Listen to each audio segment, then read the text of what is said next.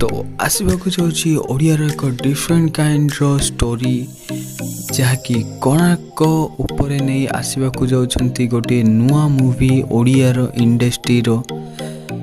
धर्मारे। एई movie रे आपण मानकु lead actor रे संबित आचार्य नजर आसिबे जहाँकि एई मूवी रो डायरेक्टर अछंती देवी प्रसाद एवं एई मूवी रो जहाँकि सेकेंड डायरेक्टर भाव में कार्य तुलाउछंती देवी ब्रह्मा एवं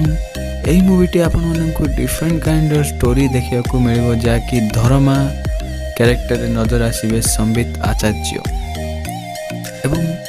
एई मूवीटी ओडिया रे एक डिफरेंट काइंड स्टोरी हेबा को जाउछि कारण एईपरी मूवी ओडिया इंडस्ट्री को बहुत ही कम आसे एंड जहाँकि उत्कलर गौरव भाव में परिचित एई मूवीर स्टोरी पुरातन स्टोरी एवं देखिबार बाकी रहिला एई मूवीटी केते सक्सेस होछि। तो आपण मानकु कोन लागुछि एई मूवीटी केते सक्सेस रहबो निश्चय कमेंट रे कहबे एंड आमा channel everything to you official को निश्चय लाइक से सब्सक्राइब कर देबे। रहउछि नमस्कार मिसिबा आगामी वीडियो रे।